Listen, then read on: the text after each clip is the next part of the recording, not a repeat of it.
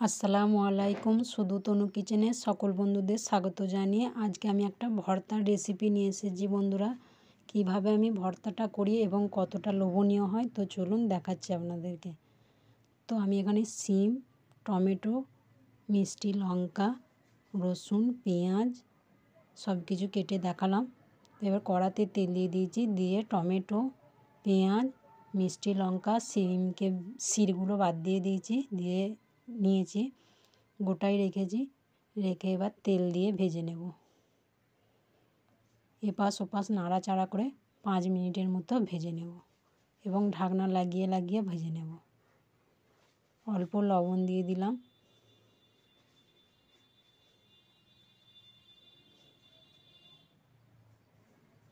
তো যে সকল বন্ধুরা আমার ভিডিওটা এখনও দেখছেন বা আমার চ্যানেলটি সাবস্ক্রাইব করেননি, প্লিজ চ্যানেলটি সাবস্ক্রাইব করে পাশে থাকবেন, বেশি বেশি করে সাপোর্ট করবেন। আর আজকের এই ভর্তার রেসিপিটা আপনাদেরকে যদি ভালো লাগে তো অবশ্যই লাইক, কমেন্ট এবং বন্ধুদের কাছে, আত্মীয়দের কাছে ভিডিওটা শেয়ার করবেন।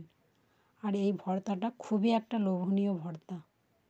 তো ঢাকনা লাগিয়ে লাগিয়ে ভাজা হয়ে গেছে প্রায়। এবার আমি রসুনগুলো দিয়ে দিলাম।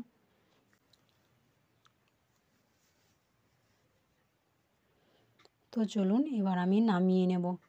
প্রত্যেকটা সবজি সেদ্ধ হয়ে গেছে। এখানে আমি কোনো রকম পানি ব্যবহার করিনি। এবার আমি 3টে লঙ্কাকে পুড়িয়ে রেখেছিলাম। আবার একটা ঝাল লঙ্কা নিয়েছি, কাঁচা লঙ্কা, লবণ দিয়ে এবার টমেটোর খোসাটা ছাড়িয়ে নেব।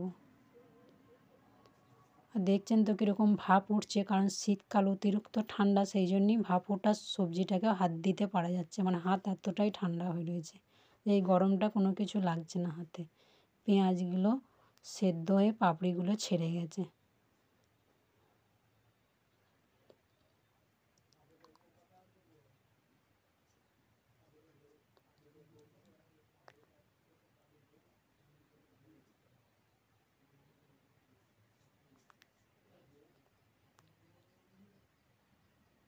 ঝাল ঝাল করে ভর্তাটা হলে এই সিম টমেটোর ভর্তাটা গরম ভাতের সাথে যদি খাওয়া হয় আর কোনো তরকারিই লাগবে না।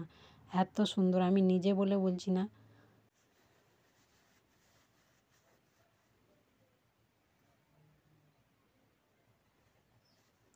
আর মিষ্টি লঙ্কাটা দেওয়ার কারণে আরও স্বাদটা বেশি হয়েছে ভর্তার। এবার দিয়ে দেবো কুচি করে রাখা ধনেপাতা আর সরিষার তেল।